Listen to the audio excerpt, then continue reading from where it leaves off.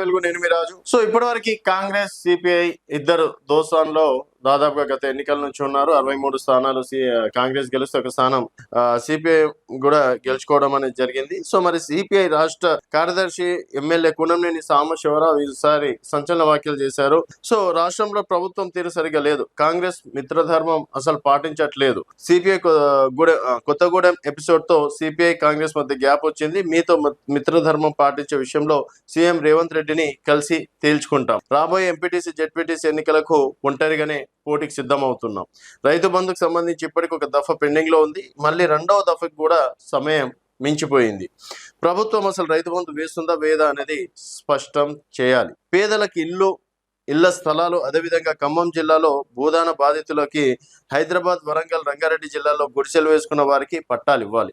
So Bhoodan భూములు ఎక్కడెక్కడైతే ఉన్నాయో అక్కడ ప్రభుత్వం వారి పేరు మీద చేపించి వారికి పక్కా ఇల్లులు కట్టించాలి. కేవలం ఖమ్మంలోనే కాదు, సో హైదరాబాద్ పరిసరాల్లో కావచ్చు, తర్వాత వరంగల్ కావచ్చు, ఎక్కడెక్కడైతే ఖమ్మం జిల్లాలో ఇంకా ఉన్నారో వారందరికీ పక్కా ఇల్లులు కట్టించాలని చెప్పేసి కూడా వాళ్ళు డిమాండ్ చేయడం అనేది జరిగింది. మితిమీరిన రాజకీయ జోక్యంతో సింగరేణిని నష్టాల్లోకి నెట్టివేస్తున్నారు. ప్రభుత్వం తక్షణమే సింగరేణిపై శ్వేతపత్రం విడుదల చేయాలి అని సిపిఐ ఎమ్మెల్యే కూనంనేని సాంబశివరావు చెప్పారు. సో గత కొన్ని రోజులుగా కొత్తగూడెం ఇష్యూ ఎప్పుడైతే పంచాయతీ వచ్చిందో అప్పటి నుంచి ఇక్కడ కాంగ్రెస్ అలాగే సిపిఐ మధ్య మిత్రధర్మం అంటే తొందరలోనే విడిపోయేటట్లుందని చెప్పేసి కూడా చెప్పుకోవచ్చు. సో ఇంకోటి సిపిఐకి ఎవరు అధికారంలో ఉంటే వాళ్ళకి మిత్రపక్షం కొనసాగుతుంది. సో గతంలో బీఆర్ఎస్కి, తర్వాత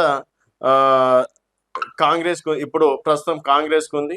సో ఇప్పుడు కాంగ్రెస్ తోటి కొన్ని విషయాలలో మాత్రం అంతర్గతంగా నువ్వా నేనన్నా అన్నట్లుగా నడుస్తుందంట. అండ్ మొన్న జరిగినటువంటి కార్పొరేటర్ కౌన్సిలర్ ఎలక్షన్స్ లలో కూడా ఇద్దరు వేరువేరుగా పోటీ చేయడం అనేది జరిగింది.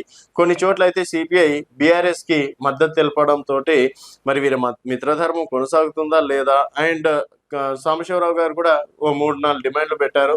సో ఇప్పటికీ రైతు భరోసా వేయలేదు, రైతు భరోసా వెయ్యండి, అలాగే పక్కా ఇల్లులు కట్టించండి, తర్వాత మీరు అంటే ఏదో ఒకటి మాకు క్లారిటీ ఇస్తే రేపు వచ్చేటువంటి ఎంపీటీసీ జెడ్పీటీసీ ఎన్నికలకి మేము ఒంటరిగానే సిద్ధమవుతామని చెప్పేసి కూడా చెప్పడం అనేది జరిగింది. మరి భవిష్యత్తులో సిపిఐ కాంగ్రెస్ కలిసి పోటీ చేసేయా లేదా అనేది వేచి చూడాల్సిన విషయం. చూస్తూనే ఉండండి తెలంగాణ వెలుగు.